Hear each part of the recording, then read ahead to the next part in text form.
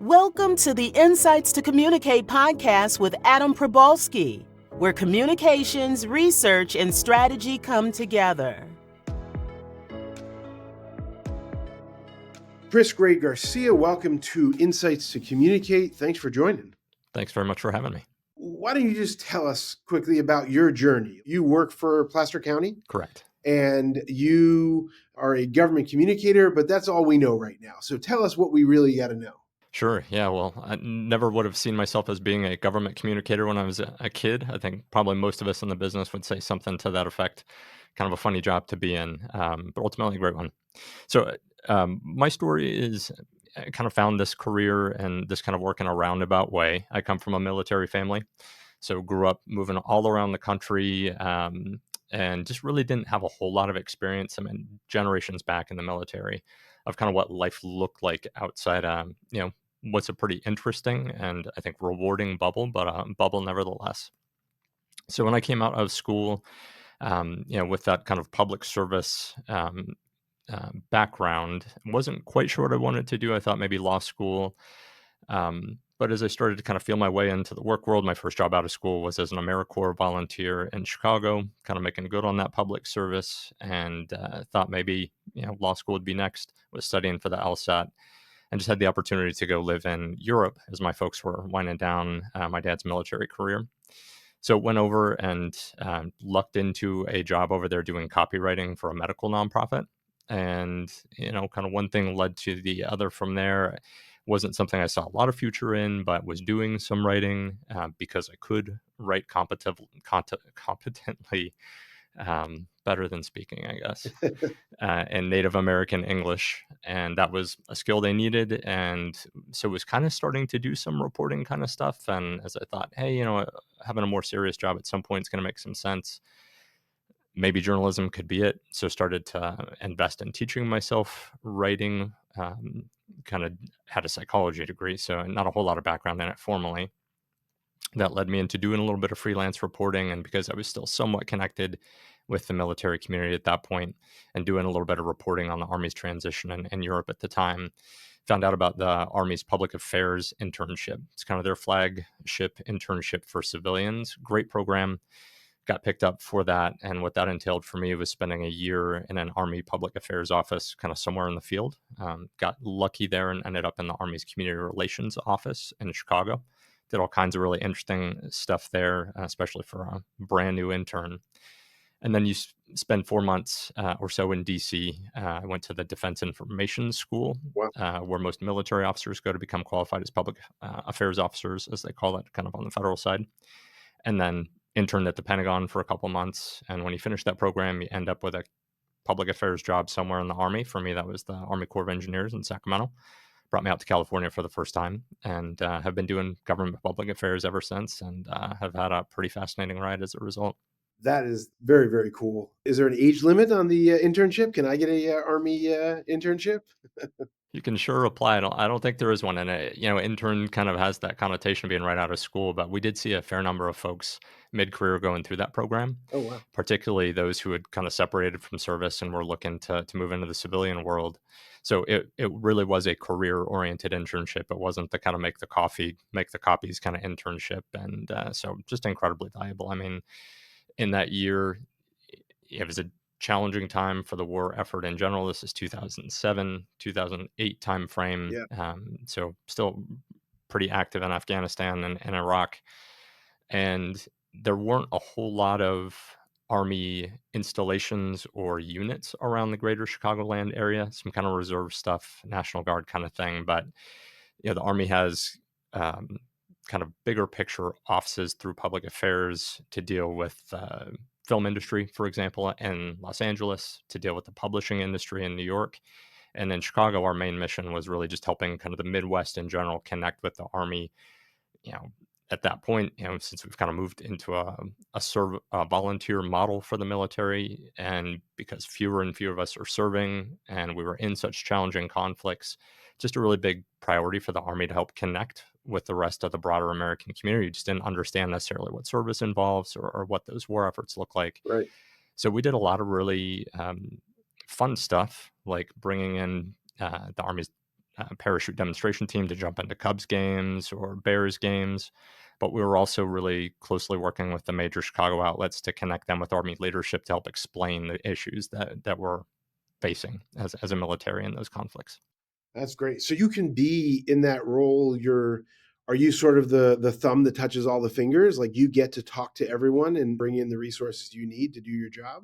Yeah, exactly right. That's a great way of putting it. Wow. Just kind of really in the mix between the Pentagon level Yeah. and then more local Army installations and units to just kind of bring it all together and help the community better understand and connect with soldiers. Was kind of the mission there. So yeah, just really, really. Um, uh, what's the word I'm looking for here? Um, it felt like I was in way over my head Right. for my level of experience and the kind of things that we were getting to do, but there's just no better way to learn, right? It's funny you say that because that's, I think, the way sometimes I look at the world, or when I was growing up in business, that you sometimes feel like you're way in over your head. The way it's described today, though, is imposter syndrome. Right. We didn't. I mean, maybe you did, but we didn't. That didn't exist. 20 years ago, nobody had imposter syndrome. We were just kind of like thrown into stuff, and we just figured out how to get it done. Um, and and I think now there's like a name for it, and you got to get counseling about it. Yeah, that feels true.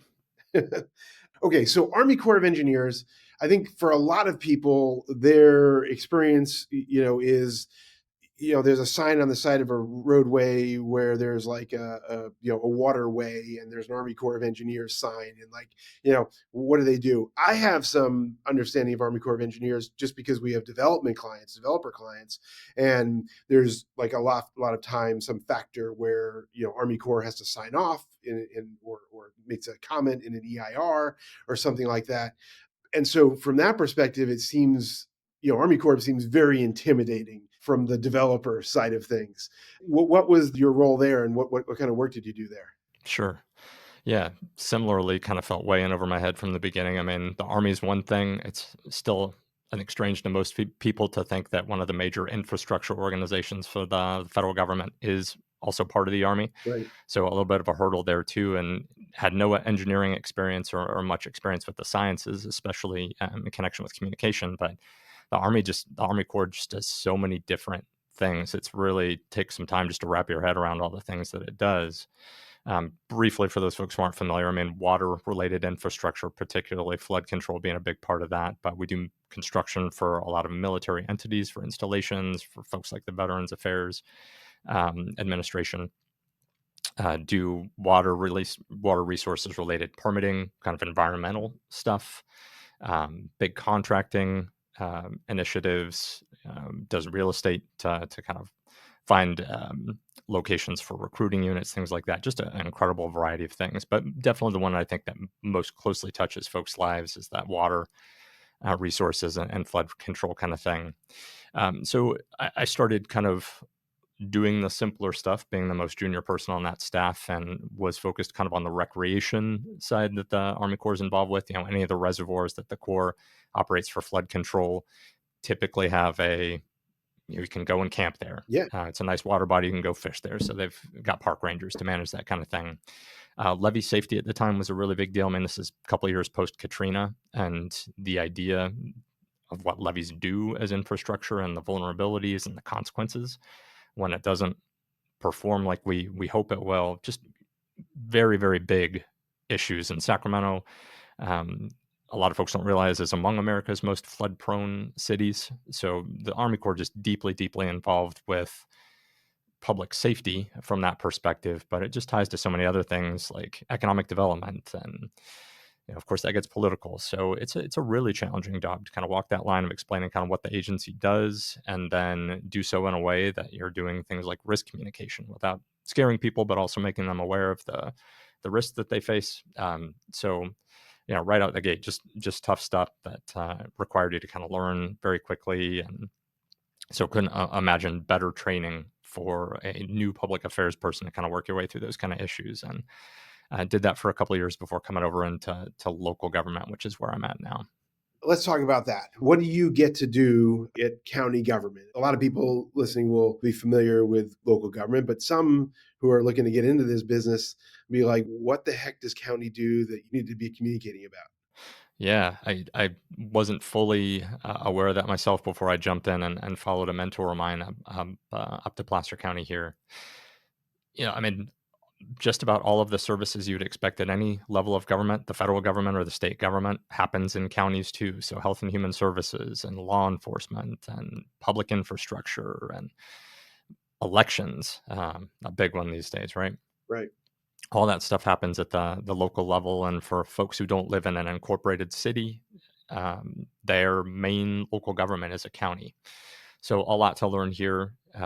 Definitely a transition for me, having really kind of felt a little bit more connected to federal government in general throughout my life, based on my background, and not having lived anywhere for particularly long, just really understanding the way that people who have deep roots in a community and the way that they interact with their government as a result of that was hard to appreciate at first.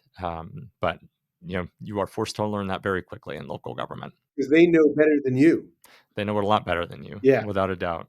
Whether they do or not, they know better than you. Yeah, well, for sure.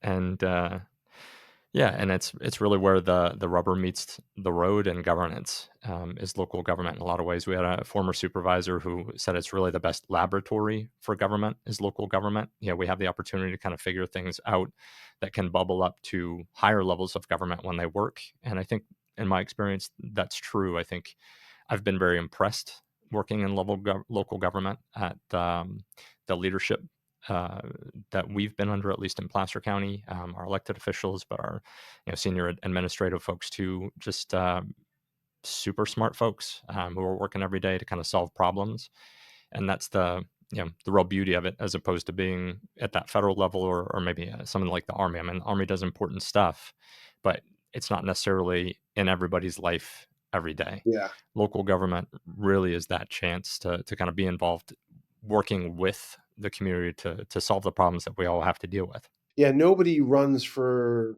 county supervisor in Placer County or works for the county who's trying to, get on the Tonight Show. You know what I mean? Or, you're there for a very different reason. You're not trying to walk the red carpet.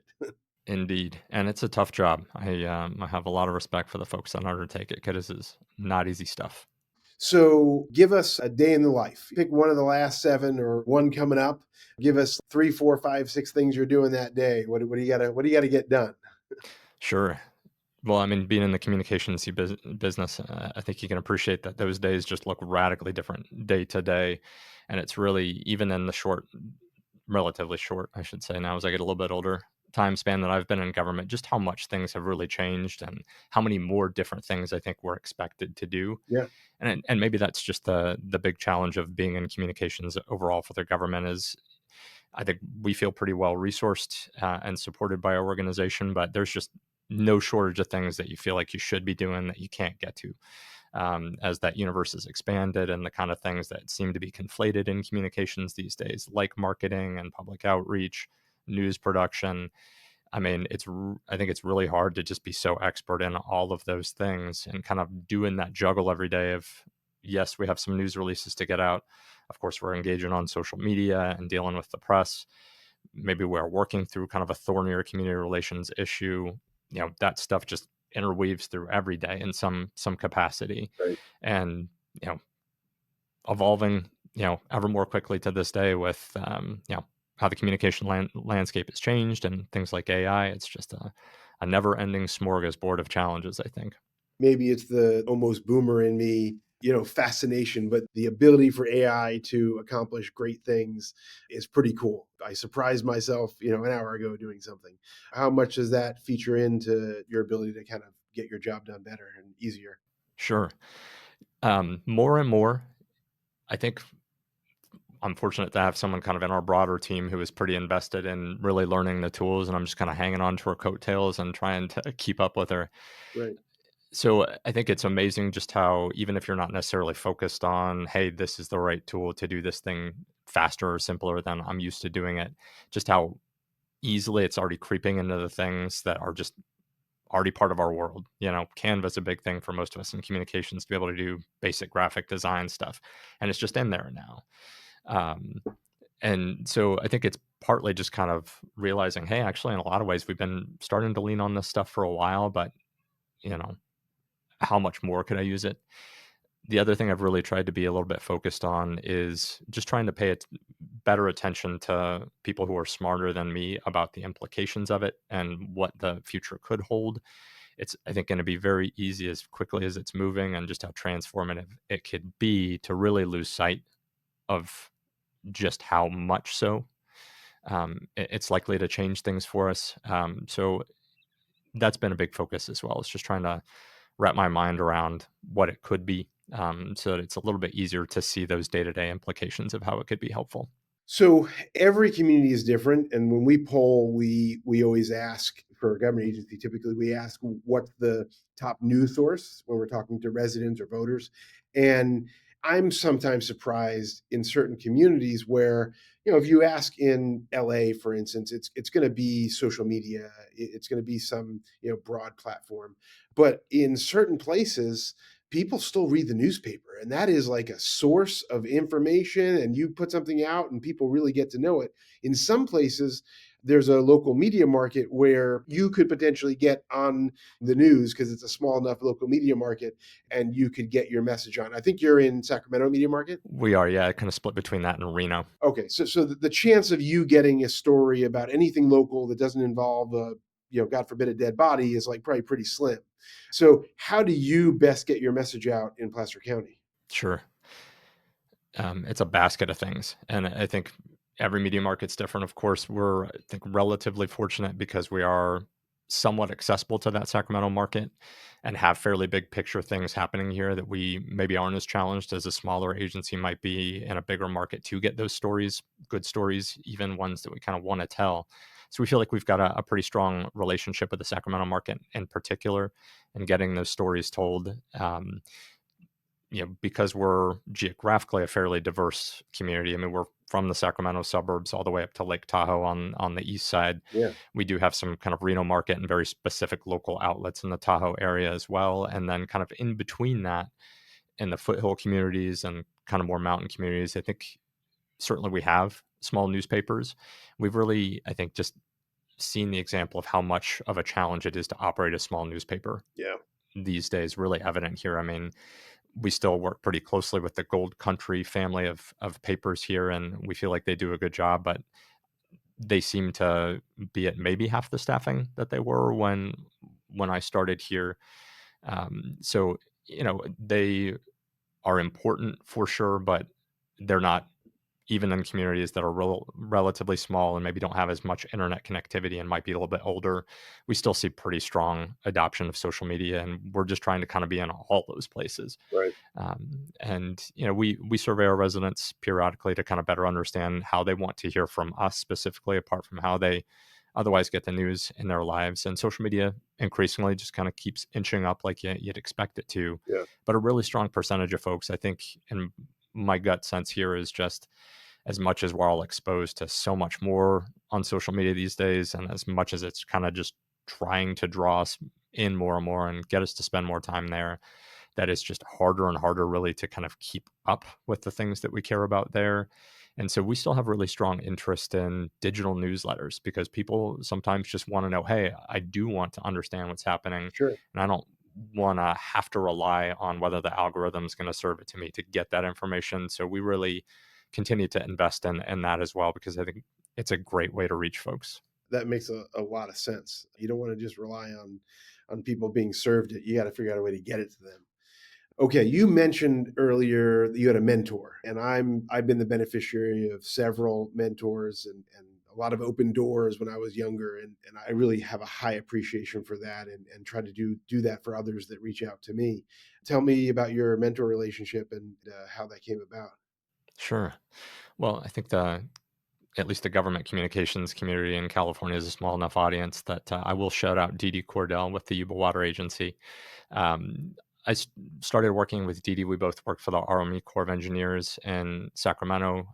So I was still relatively early in my career when she came on board as our director there. We had I think part of its personality, right? I mean, you just sometimes click with people, and I was just fortunate that one of the folks I clicked with happened to be really accomplished and just great at her job, and very generous with her time and support. So I was promoted to kind of be her deputy there in Sacramento, and just really benefited from her giving me the latitude to try things and make mistakes and put more responsibility on me than I felt comfortable with. And to our point earlier, I mean, it's just there's no better way to learn than having to figure it out when it's uncomfortable. So when she came up to work in local government here and offered me the opportunity to kind of come along with her, it was compelling, and decided to do that. And she's since moved on, but we're still in great touch. I know she continues to mentor folks in the broader public affairs community regionally, and just incredibly grateful for her support. Very cool. Is that a moose head behind you? That is, we do, try to have fun in a government communications office, even though it can be a little bit dry sometimes. Yeah. Um, it's somewhat obscured, but what that is at some point around the holidays, we invested a little bit of personal time in decorating the office for the season, and somebody did like a reindeer cardboard head cutout. Yeah. So that's just something you can't throw away once it's in place, right? So now that's commemorating that person who's since retired. But All right. Very good. So I didn't get a clear picture of what that was. yep, Okay. So words to live by, your mantra, your theme, the thing that drives you, or the advice you give to others. What is that you have to tell the world?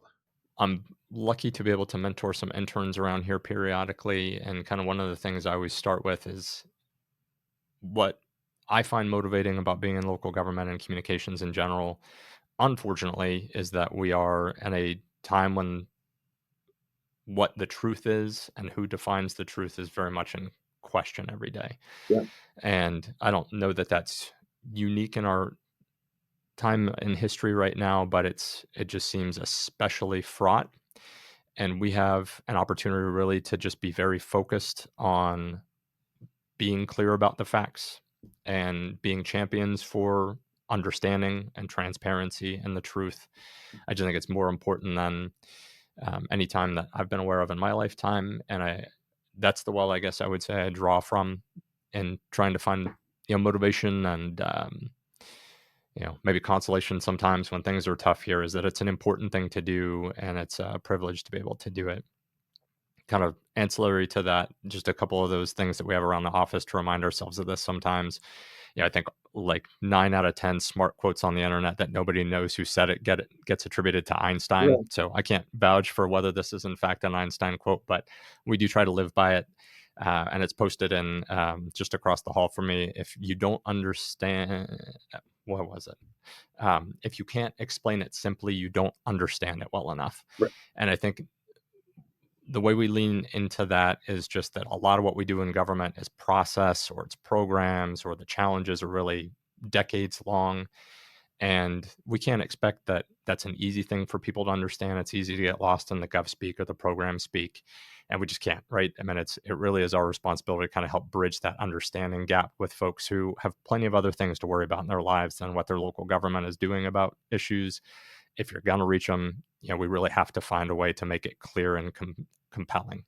So that, and then one from that I'm not going to get precisely right by any means, 'cause it's been a while since I've seen Jurassic Park, but that classic Jeff Goldblum line of, "Hey, you spent so much time thinking about whether you could do something, you didn't stop to think about whether you should."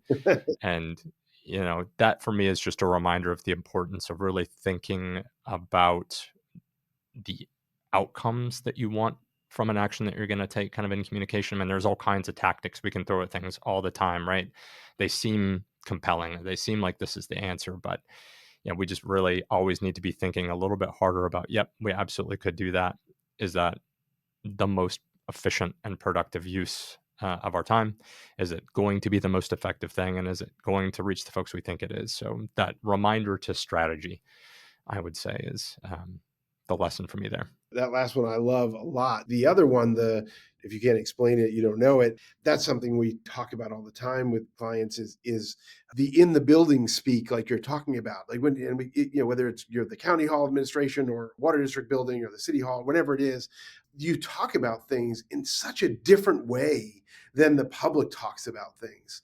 And we're doing a lot more of that now. We ask, what do you call that building where trucks go to and pick up things and drop things off and then deliver them to people's houses? Like, what do you call the water that goes into the ground and gets purified and then comes back out? Like we ask those questions because like there's a word for it, there's a phrase for it at the government, in the government hall administration or whatever, but the rest of the public doesn't talk about it that way. So how do you do that? That's really valuable. I really have that's a great one. Yeah, exactly right. You're totally right about all that stuff, man. It's just too easy to kind of get lost in it, and we always have to kind of put ourselves in those shoes too. Like, hey, I live in a community. I'm served by a local government. How much do I care about hearing about this? What would get my attention about this? And Right. thinking about it from your perspective as a resident, and then all the folks too, right? Great resources to say, hey, do you understand this? Do you care about this? Just always got to be doing those gut checks. Okay, last thing is engagement and people, like you said, people caring or involving. A lot of people don't care. They don't want to be involved. Maybe they don't, not that they don't care. They don't want to engage. They don't want to show up to your kickoff meeting, your grand opening. They don't want to like your post about something you did. They're going to work. They're going to school. They're going to soccer, going to dinner. They're not focused on government. Was that something to have to wrap your head around? And I know you're not crying yourself to sleep at night, but how do you deal with that? That they're not that interested. Yeah, well, I mean, I put myself in that position and ask myself how often I'm interested in something that my local entity is doing, and you know, it's it's just helpful perspective to think about that because we work really hard to develop things that we think are clear and compelling and put them out, and sometimes it really does connect with folks and help aid that understanding, and sometimes that honestly, especially in social media these days, kind of has the opposite effect, where people just all you really see is kind of an angry response to that. So, I think you just have to. It's reality. More of us have more and more to deal with, and you know, it's a time investment to even think about listening to the government, let alone thinking about spending the time to really understand what's going on here. And I think there are those folks, number one. So I think you just always have to kind of keep in mind among the people that you're trying to reach, there are very different layers of caring and level of investment. And you kind of have to find ways to deal with that at each level. Maybe it is for someone who isn't particularly interested in an issue, but they might see, you know, something that's especially compelling on Facebook if you can get it in front of them. And maybe it doesn't fully change their mind about something, but at least maybe they say, oh, okay, well, at least I have an impression now that something's being done about that. So you're okay if it's kind of subliminal or just trickles out, even if everybody doesn't read every blog post. Exactly. You have to be realistic, but you also have to, work as though you expect everyone to and keep trying to find ways to be as compelling and valuable to the community as possible. And part of it's just kind of, it may be at that superficial level, but maybe for those folks who really do want to invest, you also have to be available to them too. And there's just different ways that you do both. And ultimately, I think it's still a win if you are providing the opportunity to better understand something. If there is reliable, clear information available, folks can choose to listen or not listen. Yeah. You're always trying to find ways to connect with them to listen, but it's still to the good if you've done that. That's still part of doing our job too. Does that mean you're willing to dance on TikTok? Not just yet. Yeah, we'll see what the federal government has to say about TikTok in the long run, and the courts, I guess. But yeah, I don't know. Maybe depends on what it is. All right. Could I be willing to dance on TikTok? Absolutely. Chris, thanks a ton for being on the podcast. I really appreciate it. Really appreciate it too, Adam. Thanks for the time and thanks for having me on. This has been Insights to Communicate with Adam Probalski, president of the woman and Latina-owned market and opinion research firm, Probalski Research.